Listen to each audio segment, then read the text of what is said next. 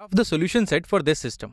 तो यहाँ पर हमें दो इनइक्वालिटीज दी हुई हैं, एक है y is greater than x minus 8, एक है y is less than 5 minus x. और solution set for this system का मतलब ये हुआ कि वो सारे पॉइंट्स जो इस इनइक्वालिटी को भी सेटिस्फाई करते हैं एंड इसको भी सेटिस्फाई करते हैं। तो यानी कि अगर मैं इसका ग्राफ बना लूँ और फिर इसका ग्राफ बना लूँ तो इन दोनों का जो इंटरसेक्शन आएगा तो वो रीजन होगा जहाँ पर इस सिस्टम का सोल्यूशन होगा। तो चलो एक एक करके इन दोनों का ग्राफ बनाने की कोशिश करते हैं। और एक इनइक्वालिटी का ग्राफ बनाने का सबसे अच्छा तरीका ये है कि मैं जो इसकी बाउंड्री लाइन है, जैसे यहाँ पर ये ग्रेटर देन है, बाउंड्री लाइन का मतलब हुआ कि इस साइन को हटा के अगर मैं इक्वल टू लिख दूँ तो y is equal to x minus 8 है। अगर मैं इसका ग्राफ बना लूँ तो मुझे पता लग जाएगा कि ये जो इनइक्वालिटी है ये इस लाइन से ऊपर आती है या फिर नीचे आती है। और हम देख सकते हैं कि ये काफ़ी सिंपल तरीका है इस इनइक्वालिटी को ग्राफ करने का। और मैं चाहूँगा कि तुम ये जो बाउंड्री है ये हमेशा बनाने की कोशिश करो ताकि तुम्हें एक आइडिया लग जाए कि जो मेरी इनइक्वालिटी है वो कहाँ पर लाई करती है। तो चलो अब इस लाइन को बनाने की कोशिश करते हैं। ये है y is equal to x minus 8। इसके लिए मुझे ग्राफ बनाना पड़ेगा। पहले मैं एक एक्सिस बनाता हूँ, ये है x एक्सिस और ये है y एक्सिस। अब मुझे क्या करना है, मुझे लाइन बनानी है। लाइन बनाने के लिए मेरा तरीका ये है कि मैं कोई दो पॉइंट ले लेता हूँ सिंपल से और उन दोनों को ज्वाइन कर लेता हूँ। वो दोनों पॉइंट्स इस लाइन को सेटिस्फाई करने चाहिए। तो जैसे अगर मैंने x की वैल्यू 0 ली तो y की वैल्यू क्या होनी चाहिए, 0 माइनस 8 यानी कि माइनस 8। तो मैं बोल सकता हूँ 0 माइनस 8 इस लाइन पे लाई करेगा। वैसे अगर मैं y की वैल्यू 0 ले लूँ, अगर मैं y की वैल्यू 0 ले लूँ तो देखते हैं x कितना आता है। यह है 0 इक्वल्स टू x माइनस 8 और दोनों साइड अगर मैं 8 ऐड करूँ तो ये आ जाएगा 8 और यहाँ पर आ जाएगा सिर्फ x, तो यानी कि x की वैल्यू हो जाएगी 8। तो 0 माइनस 8 और 8 0 ये दोनों पॉइंट्स इस लाइन पे लाई कर रहे हैं, तो इन दोनों को बना लेता हूँ। तो 0 माइनस 8 होगा यहाँ पर 1 2 3 4 5, इसको मैं खींच लेता हूँ नीचे, 6 7 8 यहाँ पर ये कहीं होगा। ये मेरा एक पॉइंट है, इसको मैं दूसरे कलर से बनाता हूँ, ये मेरा एक पॉइंट है। वैसे ही 8 0 अगर मैं बनाऊँ तो ये हो जाएगा 1 2 3 4 5 6 7 8, ये 8 है। 8 0 मेरा यहाँ पर आ गया। इसको मैंने थोड़ा सा स्केल से नहीं बनाया बट कोई बात नहीं, हमें रफ डायग्राम चाहिए। अगर मैं इन दोनों को ज्वाइन कर दूँ तो मेरी ये बाउंड्री लाइन आ जाएगी। तो मैं इसको ज्वाइन करता हूँ। अब मैं इसको डॉटेड में रहने देता हूँ। मैं डॉटेड इसलिए बना रहा हूँ क्योंकि मुझे ये जो इनइक्वालिटी है ये स्ट्रेट लाइन है। मैं डॉटेड इसलिए बना रहा हूँ क्योंकि जो मेरी इनइक्वालिटी है यहाँ पर इक्वल टू का साइन नहीं है, और जब भी इक्वल टू का साइन नहीं होता तो जो भी हम बाउंड्री लाइन लेते हैं उसको इंक्लूड नहीं करते। यानी कि जो भी पॉइंट मेरा इस लाइन पे लाई करेगा वो इस इनइक्वालिटी का सोल्यूशन नहीं होगा। अब देखते हैं कौन से पॉइंट्स इसके सोल्यूशन होंगे। तो जो भी मैं x डालूंगा उस हिसाब से जो y आएगा इस इक्वेशन के हिसाब से वो इस लाइन पे लाई करेगा। लेकिन मुझे चाहिए y is greater than x minus 8। जैसे अगर मैंने कोई पॉइंट लिया यहाँ पर तो y is equal to x minus 8 के हिसाब से मेरा पॉइंट इस लाइन पे लाई करेगा। मुझे चाहिए y is greater than x minus 8। Greater than मतलब ऊपर, तो मेरा जो पॉइंट है उसका जो y कोऑर्डिनेट है वो इसके ऊपर लाई करेगा।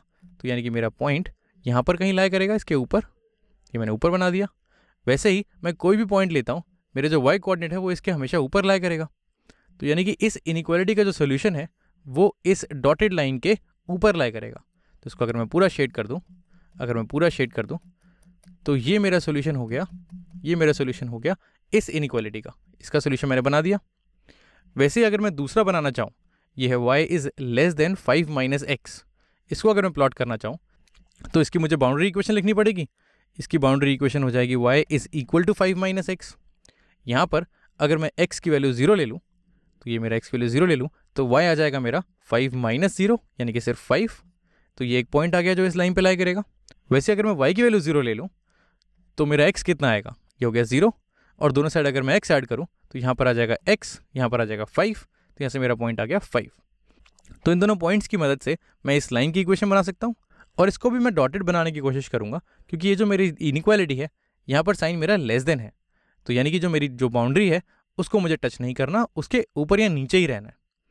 तो यहाँ पर मैं अगर दोनों पॉइंट्स बनाऊँ, इसको मैं दूसरे कलर से लेता हूँ। एक है 0,5, तो यहाँ पर 0 1 2 3 4 5, ये आ गया 0,5 मेरा पहला पॉइंट।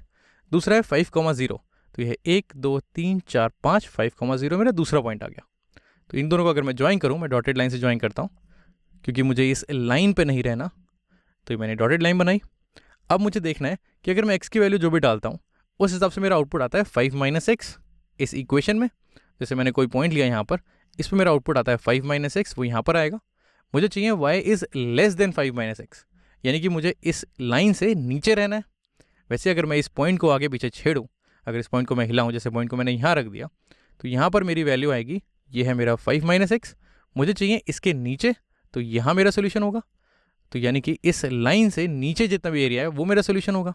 तो इसको अगर मैं पूरा मार्क करना चाहूँ तो ये यहाँ से ये पूरा मेरा सोल्यूशन होगा और यहाँ पर भी होगा।